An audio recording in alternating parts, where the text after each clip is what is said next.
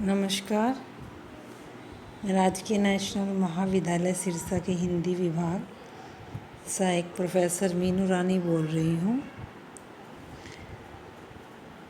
पिछले विषयों में भी हमने सूरदास से कुछ पदों की चर्चा की थी और आज भी हम सूरदास के जो कुछ पद रह गए थे उन पदों की चर्चा करेंगे। उस विषय पर कुछ उनके विचारों को जानेंगे। सूरदास जी ने इन पदों में राधा और श्री कृष्ण के संयोग दृश्य का वर्णन किया है। संयोग श्रृंगार का बड़ा ही सुंदर वर्णन किया गया है। राधा और कृष्ण की प्रेम लीलाओं का उन्होंने वर्णन किया है। कवि राधा और कृष्ण की प्रेम लीलाओं का वर्णन करते हुए कहते हैं कि नवल किशोर नवल नागरिया, कहते हैं कि नवल युवा, किशोर किसको कहा गया है? युवा कहा गया है, लेकिन श्री कृष्ण के बारे में कहा गया है। नागरिया नवयुवती होती है, लेकिन ये राधा के बारे में कहा गया है कि राधा और श्री कृष्ण क्या है? दोनों ही युवा हैं। श्री कृष्ण भी नवयुवक है और राधा भी नवयुवती है। अपनी भुजा श्याम भुज ऊपर, श्याम भुजा अपने उर धरिया। इस पद में सूरदास जी ने प्रेम से संबंधित बातों का ही वर्णन किया है, जिसमें श्री कृष्ण और राधा की लीलाओं का वर्णन किया गया है। प्रेम रस से भरी हुई बातों का वर्णन किया उन्होंने। ये अपनी भुजा श्याम भुज ऊपर, श्याम भुजा अपने उर धरिया कि राधा और श्री कृष्ण दोनों हाथ पकड़ रखे हैं और प्रेम पूर्वक एक दूसरे को देख रहे हैं या ताक रहे हैं या कह रहे रासलीला कर रहे हैं। विश्याम भुजा जो राधा ने पकड़ रखी है और जो राधा की भुजा वो श्याम ने पकड़ रखी है। क्रीड़ा करत तमाल तरुतर श्यामा, श्याम उमंगी रस भरिया। और कवि सूरदास जी कहते हैं कि दोनों ही तमाल वृक्ष के नीचे क्या है? खेल रहे हैं, यानी कि रासलीलाएँ कर रहे हैं, रासलीला मचा रहे हैं। श्यामा श्याम उमंगी रस भरिया, श्यामा श्याम राधा और श्री कृष्ण दोनों ही रस से भरे हुए हैं, यानी कि नई उमंगों से भरे हुए हैं। यों लपटाई रहे उर उर ज्यों मरकत मणि कंचन में जरिया कि दोनों एक दूसरे से प्रेम पूर्वक इस प्रकार से एक दूसरे के साथ खुश हैं कि जिस प्रकार ये क्या है? मानो स्वर्ण में मरकत की मणियाँ जुड़ी हुई हों, कि सोने में क्या है? कोई मरकत की मणियाँ जड़ी हुई हो, उसी प्रकार दोनों एक दूसरे के प्रेम में बंधे हुए हैं। उपमा काही देऊं को लायक मनमत कोटि वार ने करिया। तो कवि सूरदास जी कहते हैं कि मैं किस प्रकार की उपमा दूं, मैं किस वस्तु की उपमा दूं कि कोई वस्तु क्या है? उनका उपमान बनने की योग्य तो है ही नहीं, इसलिए मैं किस प्रकार की उपमा दूँ? कोई भी वस्तु उनके उपमा बनने के लायक है ही नहीं। मनमत कोटि वार ने करिया कि अनेक प्रकार की, जैसे उन पर तो करोड़ों कामदेवों को निछावर भी किया जा सकता है कि उनकी सुंदरता देखते ही बनती है, मैं कोई भी उपमा देने योग्य हूँ ही नहीं। सूरदास बली बली जोरी पर नंद कुंवर वृषभानु कुंवरिया। सूरदास जी क्या कहते हैं कि अंत में कहते हैं कि मैं तो सूरदास बली बली जोरी पर के कहते हैं कि मैं उनकी जोड़ी पर बलिहारी जाता हूँ, जो उनमें उन दोनों में इतना प्रेम है। क्योंकि सूरदास जी ने इन पदों में क्या है? संयोग श्रृंगार का ही सुंदर वर्णन किया है। संयोग श्रृंगार का ही वर्णन उनके द्वारा किया गया है, इसलिए कहते हैं कि उन दोनों की जो रासलीलाएँ नचा रहे हैं और दोनों एक दूसरे के प्रेम में खुश है, तो उनकी जो सुंदरता है उसके बराबर तो कोई भी वस्तु नहीं ठहरती, यानी कि कोई वस्तु की उपमा देने लायक मैं हूँ ही नहीं। और उनकी जोड़ी पर, उनकी सुंदर जोड़ी पर क्या है? मैं बार बार बलिहारी जा रहा हूँ। सूरदास बली बली जोड़ी पर नंद कुंवर वृषभानु कुंवरिया कि नंद के पुत्र श्री कृष्ण तथा वृषभानु की पुत्री राधा की इस सुंदर जोड़ी पर मैं बार बार बलिहारी जाता हूँ। तो यहाँ पर सूरदास जी ने राधा और श्री कृष्ण की स्योंकालीन रास लीलाओं का बड़ा ही मनोहारी वर्णन किया है। उन्होंने इस पद में स्यों श्रृंगार का सुंदर परिपाक वर्णन किया गया है। माधुर्य गुण है इसमें और साहित्यिक ब्रज भाषा का उन्होंने सफल प्रयोग किया है।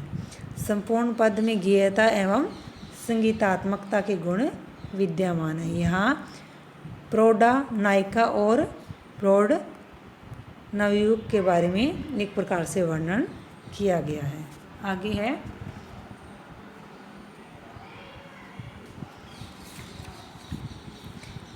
मुरली मधुर बजाई श्याम, मन हर लियो भवन नहीं भावे, व्याकुल ब्रज की बाम। भवन क्या होता है? घर। बाम नारी या गोपियों के बारे में कहा गया है। यह जो पद हैं वो स्योंग दृश्य में से लिया गया है जो सूरदास द्वारा रचित है। और यहाँ कवि ने श्री कृष्ण की मुरली के मधुर स्वर का वर्णन किया है, जिसे सुनकर के ब्रिज की युवतियाँ वो भागी दौड़ी चली आती है और अपनी शुद्ध बुद्ध खो बैठती हैं। मुरली मधुर बजाई शाम की कवि कहते हैं, सूरदास जी कहते हैं कि श्री कृष्ण ने कान्हा ने क्या है अपनी मुरली को अपने होठों पे रखकर मधुर स्वर में उसको बजाया। मन हरि लियो भवन नहीं भावे। उन्होंने सूरदास जी ने अपने शब्दों के माध्यम से गोपियों की जो व्यवस्था रही है, जो व्यथा रही है, जो उनका किस प्रकार से मुरली बजाने पर किस प्रकार से उनका जो मन रहा है, उनका वर्णन किया है कि मन हरि लियो भवन नहीं भावे। कि जो गोपियां हैं वो क्या है, मुरली की मधुर आवाज़ को सुनकर क्या है वो बिल्कुल ही उनमें खो जाती हैं, यानी कि उनकी शुद्ध बुद्ध वो रहती नहीं है। मन हर लियो, और उनका मन वो कहती हैं कि मेरा तो मन हर लिया है। श्री कृष्ण की जो मुरली की ध्वनि को सुनकर, उनकी आवाज़ मधुर स्वर को सुनकर उन्होंने तो मेरा मन हर लिया है, भवन नहीं भावे। और अब घर भी मुझे अच्छा, भवन क्या घर, और अब तो मुझे घर पे रहना भी बिल्कुल अच्छा नहीं लगता। अर्थात वो कहना चाहती कि हर समय मुझे ऐसा लगता है कि मैं हर समय उनकी मुरली की मधुर स्वर को या आवाज़ को सुनती ही रहूं। व्याकुल ब्रज की बाम, और इन स्वरों को सुनकर, मुरली की आवाज़ सुनकर जो ब्रज की युवतियां हैं वो नारियां हैं वो क्या बिल्कुल व्याकुल हो जाती हैं। भोजन भूषण की सुधि नाही, तनु की नाही संहार। और सूरदास जी फिर से कहते हैं कि उन ब्रज की युवतियों को ना ही तो अपने भोजन तथा ना ही अपने भूषण की कोई सुबुद्ध बुद्ध है, ना कि यानी कि वो भोजन करती हैं, ना ही वो गहने पहनती हैं, आभूषण गहने। तनु की ना ही संहार, और ना ही तनु यानी कि शरीर, ना ही वो अपने शरीर को संभाल पा रही हैं। गृह गुरु लाज सूर सो तोर्यो, डरी नहीं व्यवहार। सूरदास जी क्या कहते हैं कि इन गोपियों के बारे में उन्होंने बड़ा ही वर्णन किया। कहते हैं कि उन गोपियों ने क्या घर बार गुरु लाज यानी कि गुरु की लाज त्याग दी है। सूर सो तोर्यो, सूरदास जी कहते हैं गुरु की लाज कह सकते हैं, घर बार बड़े बुजुर्गों की इन्होंने मर्यादा को भी तोड़ दिया है। डरी नहीं व्यवहार, और प्रेम व्यवहार करने से वो बिल्कुल भी नहीं डर रही हैं। करत सिंगार विवश भई सुंदरी, अंगनी बई गई भुलाई। क्या कहते हैं सूरदास जी की, उन्होंने तो क्या है करत सिंगार, वो श्रृंगार बस श्री कृष्ण के पास जाने के लिए, उनको सुंदर दिखने के लिए ही कर रही हैं। कि वे सुंदरी क्या श्री कृष्ण के प्रेम में विवश होकर क्या है उनको दिखाने के लिए, सुंदर दिखने के लिए सिर्फ श्रृंगार कर रही हैं। अग्नि भई भुलाई, यानी कि यहाँ तक भी वो अपने शरीर को भूल गई हैं, लेकिन वो फिर भी श्रृंगार कर रही हैं। सूर श्याम बन बेनो बजावत चित हित रात समाई। सूरदास जी क्या कहते हैं कि जो श्री कृष्ण है वन यानी कि वन में बैठकर बेनु बांसुरी बजा रहे हैं। चित हित रास समाई, और क्या है, जो उनकी मुरली की बांसुरी की आवाज़ है, स्वर है, मधुर मीठी वाणी है, वो क्या है, गोपियों के मन में चित्त में एक प्रकार से समा चुकी है। यानी कि बिल्कुल ही उनके मतलब बांसुरी की आवाज़ सुनकर रास लीलाएँ करने का मन कर रहा है, यानी कि उनके साथ एक प्रकार से खुश होने का उनका मन कर रहा है। तो यहाँ कवि ने क्या श्री कृष्ण की मुरली वादन के एक प्रकार से जो उनका प्रभाव है उनका बड़ा ही मनोहारी वर्णन उन्होंने किया है। और सूरदास जी क्या कहते हैं कि मुरली के मधुर स्वर को सुनकर ब्रज की गोपियाँ अपनी सुध बुध भी खो बैठती हैं। यहाँ पर सूरदास जी ने कई प्रकार के अलंकारों का भी सहज और सरल वर्णन किया है। श्रृंगार रस का वर्णन हुआ है और साहित्यिक ब्रज भाषा का भी सूरदास जी ने सफल प्रयोग किया है।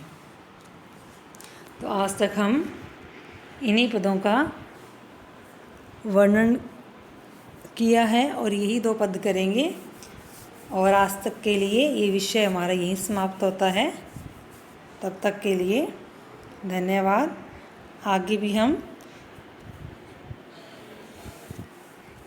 हिंदी विषय में मध्यकालीन काव्य कुंज में कोई विषय को लेकर आएंगे। तब तक के लिए धन्यवाद।